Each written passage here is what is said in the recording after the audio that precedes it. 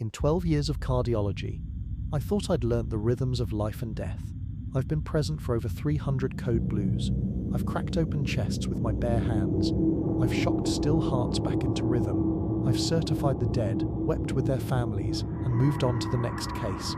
I thought I had seen everything this profession could throw at me, but this case made me resign from medicine. Not because I made a mistake, not because someone died, but because for the first time in my career, I watched a human heart behave in a way that I cannot explain, a way that I know should be impossible.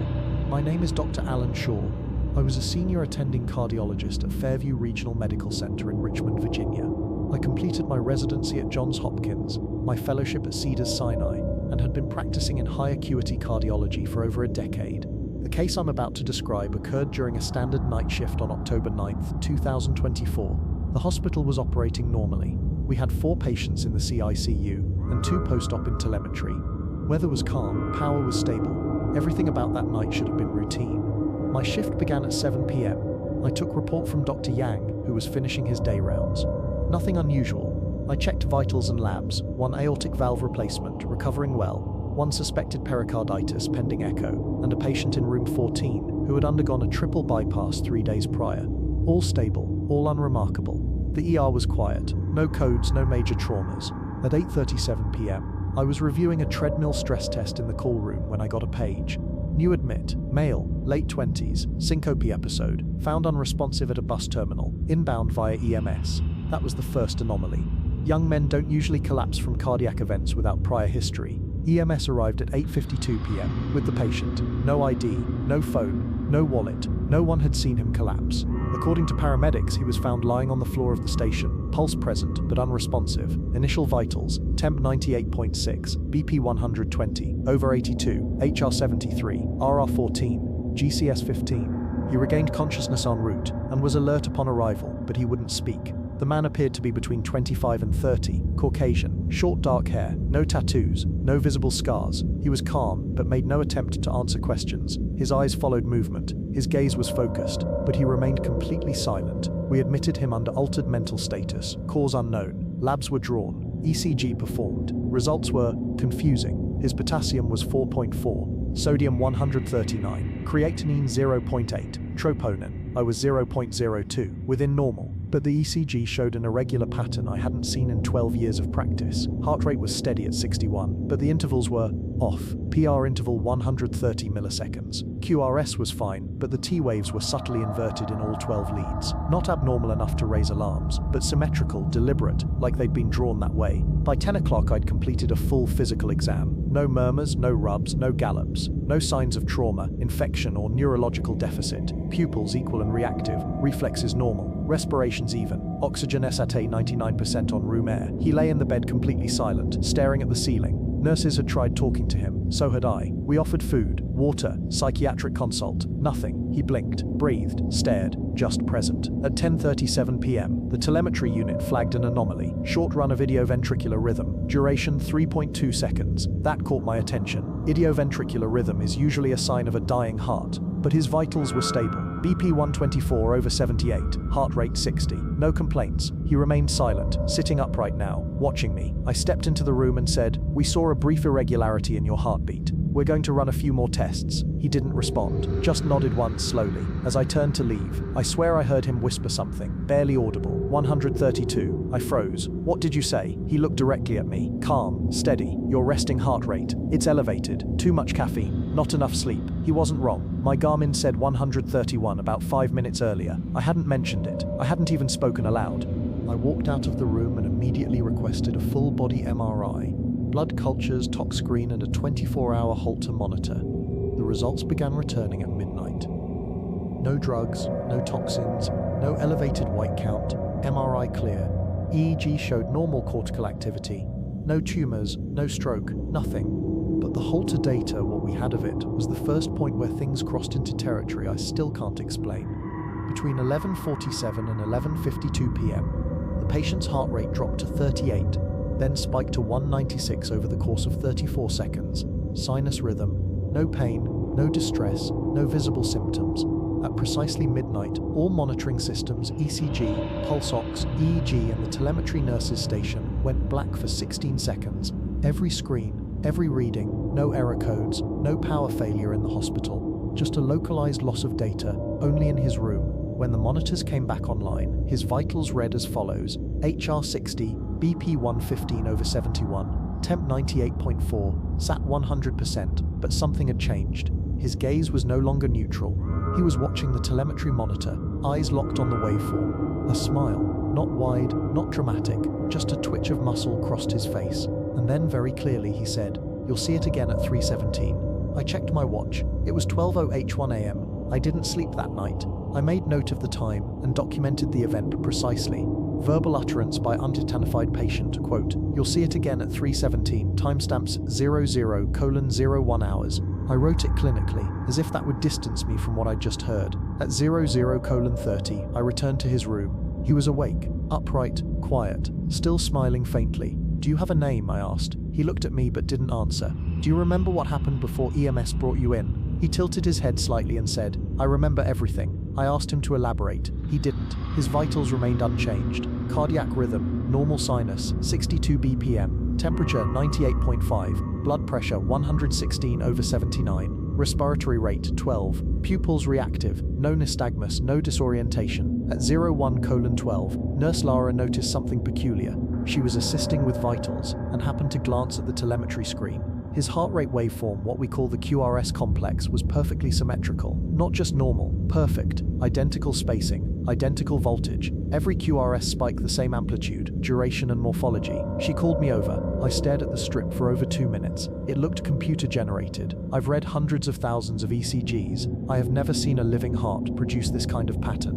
It wasn't physiologic, it was engineered. At 01:48, we conducted another ECG. 12 lead. This time all leads showed complete inversion of the QRS complex. Not random, all of them. Uniformly negative. No signs of ischemia. No ST elevations or depressions. Just a perfectly inverted complex in all 12 leads. I asked for a repeat, assuming lead misplacement. Technician confirmed leads were correctly placed. We repeated the ECG 2 more times. Same result. By protocol, I contacted cardiology at Johns Hopkins for teleconsult, sent them the strips. Dr. Ahmed, the consultant on call, reviewed them live and said, quote, "I don't understand what I'm looking at. These are not the electrical patterns of a human heart." By 02:30, the patient had not moved. He had not requested food, water, or even the restroom. Catheter was not in place. He was fully continent. No IV fluids, no nutrition, yet his metabolic panel remained stable. Glucose 94, electrolytes within range, creatinine unchanged, no lactic acidosis. At 03:15, I returned to his room. There was something in the air, not a smell, not a sound, just a pressure, like before a thunderstorm. The telemetry nurse Lara joined me. As the monitor ticked to 03:17, the waveform froze, not the screen, the heart. For 6 seconds, the strip showed a flat line. No QRS, no P-wave, no T-wave, no artifact. I stepped to the bed. He was sitting upright, awake, breathing, but the heart was not beating. I checked manually. No pulse, no carotid, no femoral, nothing. Then at 03:23, the strip resumed. Normal sinus rhythm, 61 BPM. The patient looked at me and whispered, "Do you see now?" That's when I began to feel real fear. Cardiac asystole for 6 seconds in a conscious patient is incompatible with life. You lose consciousness after 4. Irreversible damage begins shortly after 10. He was fine, breathing, blinking, watching. We reviewed the telemetry log. The system had recorded 0 data from 03:17 to 03:23. All signals flatlined. All other equipment recorded no drop in oxygenation, respiration, or perfusion. He was, for all purposes, biologically dead and conscious. I checked hospital systems. All security camera footage from his room during that time frame was corrupted. Every file, no data. A 6-minute gap. Hospital IT could not explain it. The cameras never failed before or after. I filed a request for psych consult. It was denied. No staff psychologist on night shift. I ordered a full-body PET scan, scheduled for 0800. I wanted to know what this man was. I asked Lara to stay with him while I attempted to rest. At 4:37 a.m., she woke me up, pale, shaking. "He spoke again," she said. "What did he say?" She handed me the bedside notepad. One line, written in precise block print. September 9th, 2016. Do not repeat that mistake. That date hit me like a sledgehammer. It was the day my patient, Martin Ellis, 36 years old, died during a stent placement. Routine procedure.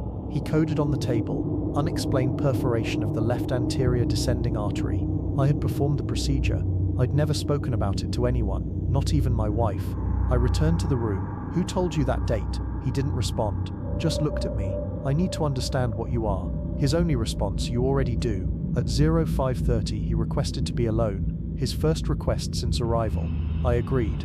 Lara and I left the room, posted telemetry monitoring and watched. His heart rate dropped to 41, then to 30, then 22. At 0600, the telemetry froze again.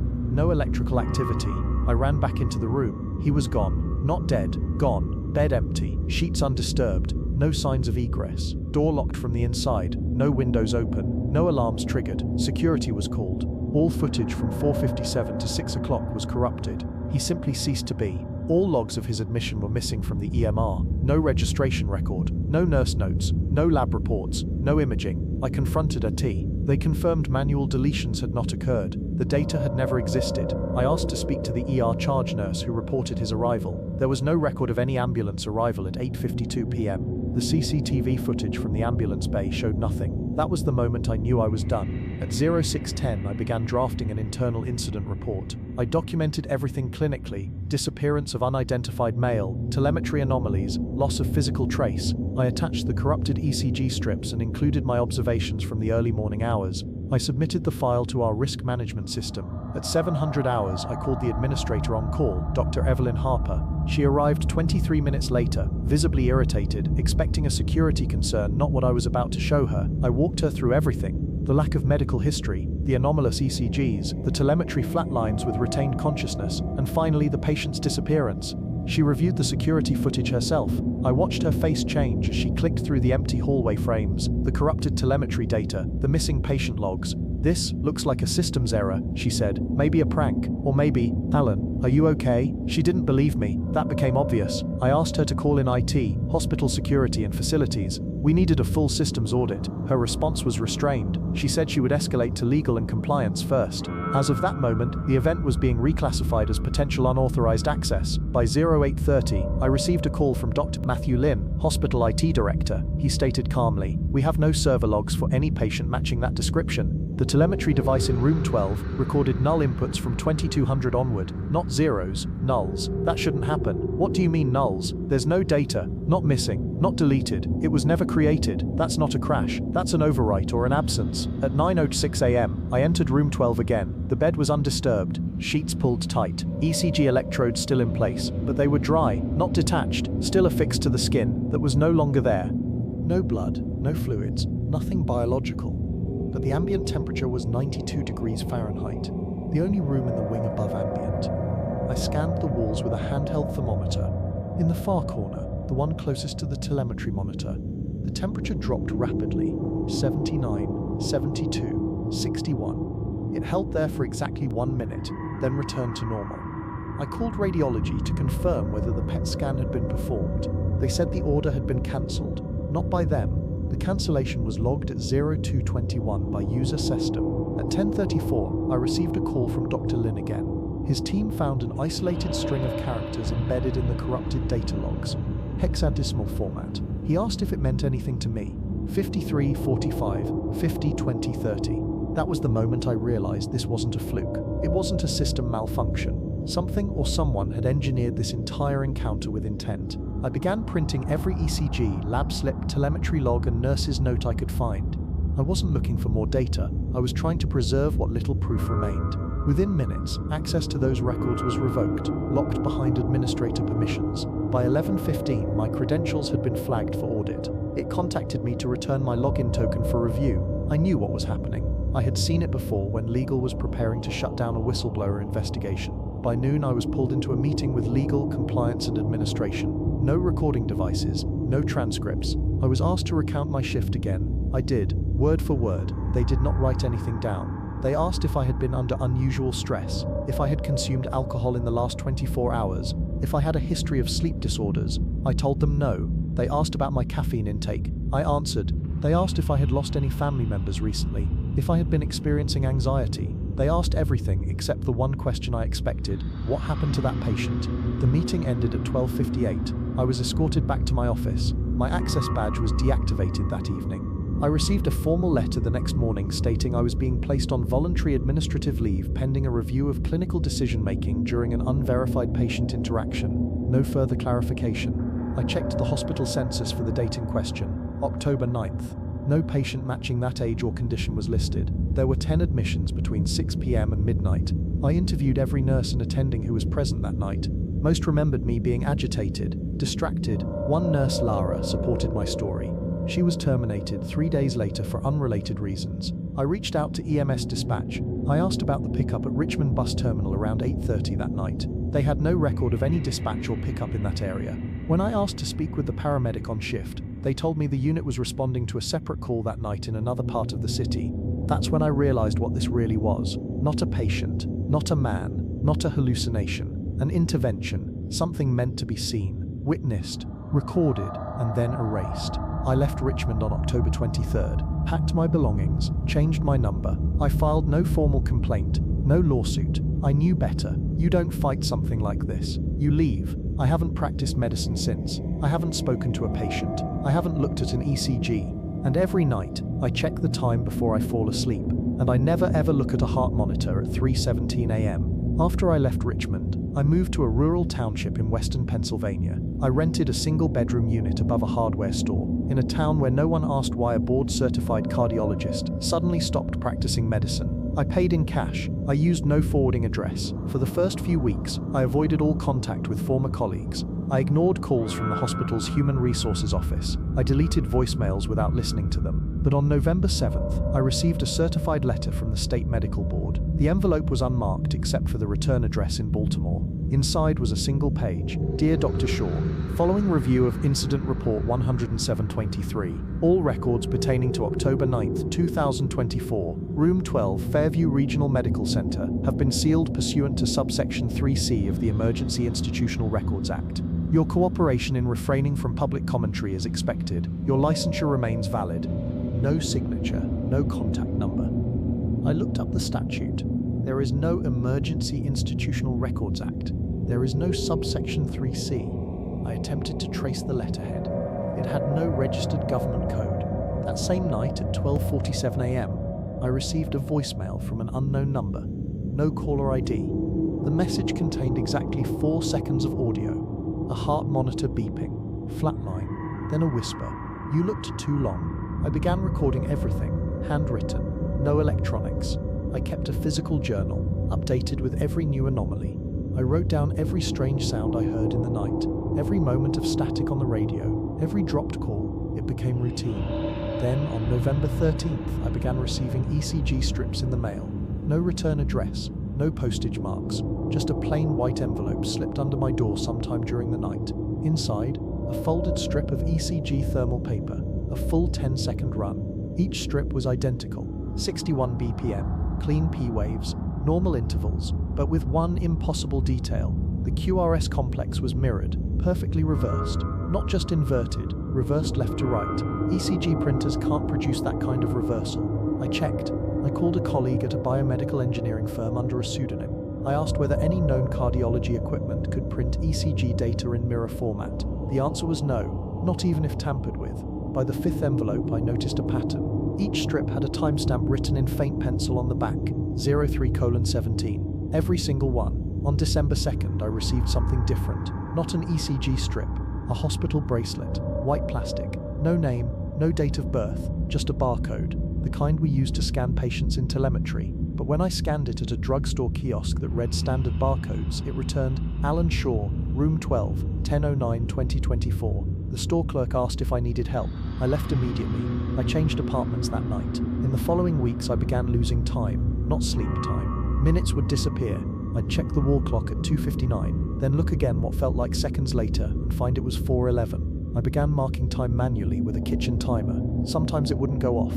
I replaced it with an analog wind-up model. Still, the lost time continued. On December 8th, I experienced a full blackout. I came to on my apartment floor, seated, upright, calm. My hands were clean. My journal was open in front of me. A new entry had been added in my handwriting. Next signal, March 4th. Room to room, 3:17. I have no recollection of writing it. From that day, I began staying awake through the nights. I couldn't afford to lose any more time. I set alarms every hour. I consumed stimulants. I exercised every 2 hours, anything to stay alert. The symptoms began to change. Auditory hallucinations, whispers, taps, the sound of heart monitors powering on where there were none. My resting pulse dropped from 62 to 58, then 49, then 43. I documented it with a manual cuff and stethoscope. No electronic devices were trusted anymore. By January 9th, my heart rate had stabilized at 37, bradycardic, as if my own cardiac rhythm was being pulled into alignment with something else, something external. Then I noticed the dreams.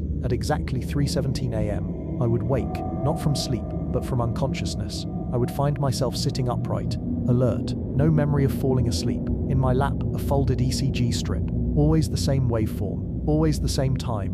One morning, I awoke with dried blood under my nails. No wounds, just residue. Another, with saline burns on my inner forearms, the kind that result from repeated IV catheter insertions. But I hadn't inserted anything. I don't keep medical equipment here, not anymore. I called the hospital once, Fairview Regional, to ask anonymously whether room 12 was still active. The line went silent for 20 seconds. Then someone said in a clipped monotone, "That room does not exist." Then they hung up. The hospital has 12 rooms per wing. I know that building. I helped design part of the cardiac wing in 2022. Room 12 has to exist, but they've removed it from the map, from the registry, from the blueprints, but not from me. I see it when I close my eyes. Stark white walls, one bed, telemetry monitor humming faintly. The patient not lying in the bed, but standing next to it, facing me, waiting, always waiting. On January 12th, I took my blood pressure every 15 minutes over a 6-hour period. The readings ranged between 88 over 52 and 94 over 57. That's severe hypotension, enough to cause syncope in a normal person. I remained conscious the entire time. I recorded no dizziness, no nausea, no visual disturbances. Pupils remained equal and reactive. Capillary refill, under 2 seconds. Pulse, 36. Regular. I went to an urgent care clinic under a false name and requested a full metabolic panel. The physician assistant took my vitals and said, "You should be in a bed, not walking around." Labs returned 2 hours later. Creatinine 0.6, sodium 138, potassium 4.1, glucose 91, all perfect. The PA asked how I was feeling. I lied, said I was fine. She asked if I'd had any unusual cardiac events. I asked her if she believed in patients who could survive without a pulse for 6 seconds. She laughed and said, "Only in textbooks." I didn't tell her that my last recorded pulse check done manually at home was 29 BPM. I left the clinic, returned to my apartment, burned the results. By February 1st, the mail stopped. Not delayed, not rerouted. It ceased. No bills, no flyers, no utility notices. I contacted the post office. They claimed the address didn't exist. I checked online maps. My building was no longer labeled. My Unit 2B had been replaced with a blank space. I went outside to confirm. The mailbox was gone. That same night, the clock in my living room stopped at exactly 3:17 a.m. Not frozen, not drained battery. The hands were gone. Only the frame remained. No mechanism, no face, nothing. The next morning, I took apart every piece of electronics in my apartment. Phones, radios, even my old Garmin watch. The same issue repeated. Missing time mechanisms, corrupted chips, devices that powered on but would not measure time. It was as if the concept of tracking had been disabled around me. On February 3rd, I decided to drive back to Fairview Regional, not to confront, not to speak, just to observe. I left at 0500, arrived at the perimeter by 9:23 a.m. The hospital was operational, vehicles in the lot, staff in scrubs, but the wing where room 12 should have been, East Cardiology, was fenced off. No signage, no visible damage, just a row of dark windows and a metal barricade. I parked across the street and observed for over 3 hours. No one entered, no one exited. Then at 12:38 p.m., a man in scrubs walked around the building and stopped beside the barricade. He stood there for exactly 1 minute, didn't move, didn't smoke, didn't speak, then turned and left. That's when I noticed something impossible. It was the same man, the one from room 12, identical, same short dark hair, same expression, same build. He was wearing a hospital badge, but I couldn't see the name. I tried to photograph him, but my phone powered off, fully charged battery, no warning. By the time I restarted it, he was gone. At 2:07 p.m., I drove back toward the interstate. I stopped at a gas station 20 minutes outside the city and went to pay inside. As I stood in line, the overhead speaker clicked on. Not music, not radio, a steady clinical tone. Beep, beep, beep, like a heart monitor. Then static, then a voice. "Dr. Shaw, your rhythm has been noted. Please return to room 12. No one else reacted. The cashier kept scanning items. The couple in line behind me kept talking. I left without buying anything. That night, I dreamt of the ECG again, but this time, it changed. The waveform no longer showed a flat line at 317. Instead, it spiked, one sharp, narrow peak, followed by a second, then a third. I woke at 3:19 a.m., in a full cold sweat, my heart pounding. I took my pulse, 48 BPM, rapid for me. I looked down, on my forearm, written in ballpoint pen, 3 entries confirmed, do not resist. I don't own a pen, I don't know who wrote it. There were no signs of forced entry, and the door was locked from the inside.